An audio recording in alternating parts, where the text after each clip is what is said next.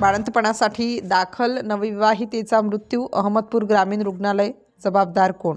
वेळेवर उपचार झाले असते तर जीव वाचला असता. आरोग्य यंत्रणेवर प्रश्नचिन्ह. रुग्ण गंभीर असताना दुर्लक्ष का? अहमदपूर ग्रामीण रुग्णालयाचा गलथान कारभार. पहिल्या बाळंतपणात मृत्यू म्हणजे वैद्यकीय निष्काळजीपणा की प्रशासन अपयश? ग्रामीण रुग्णालय की मृत्यूचा सापळा? नवविवाहितेचा अंत कसा झाला? उपचारात दिरंगाई झाली का? माता मृत्यू प्रकरणी सत्य लपवले जात आहे का? लातूरला हलवताना उशीर का झाला? निर्णयात दिरंगाईने जीव गेला का? डॉक्टरांची चूक की व्यवस्थेचा बळी? अहमदपूर प्रकरणावर संतप्त सवाल. माता सुरक्षिततेचे दावे हवेतच, वास्तवात महिलांचे प्राण धोक्यात. एका नवविवाहितेचा मृत्यू अपघात की गंभीर गुन्हा? जबाबदारी कोण घेणार? अहमदपूर तालुक्यातील धानोरा खुर्द येथील 23 वर्षीय नवविवाहितेचा बाळंतपणादरम्यान मृत्यू झाल्याची हृदयद्रावक घटना समोर आली असून या प्रकरणामुळे अहमदपूर ग्रामीण रुग्णालयाचा कारभार पुन्हा एकदा वादात सापडला आहे.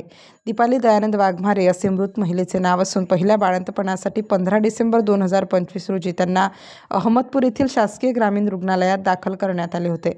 उपचार सुरू असतानाच त्यांची प्रकृती बिघडली. परिस्थिती गंभीर असतानाही वेळेवर योग्य उपचार व निर्णय न झाल्याचा आरोप नातेवाईकांनी केला आहे. 16 डिसेंबर रोजी दुपारी 12:25 पुढील उपचारासाठी लातूरला नेत असताना वाटेतच दीपाली यांचा मृत्यू झाला.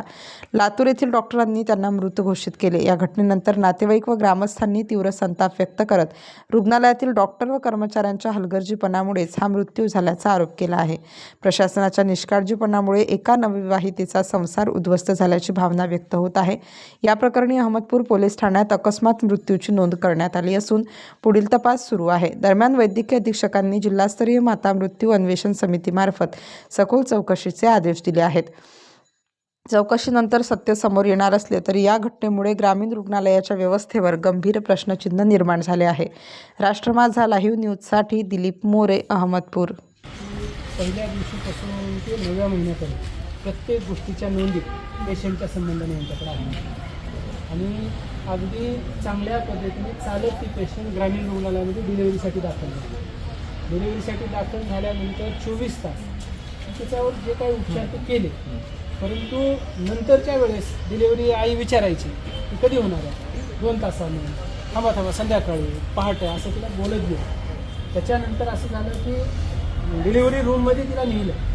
पेशंट चालत डिलिव्हरी रूममध्ये गेलेली आहे, चालत. आणि नंतर ज्यावेळेस ते ठोके कमी झाले वगैरे असं काही म्हणून रेफर करावं लागतं, तर चालत ॲम्ब्युलन्समध्ये ते पेशंट बसले.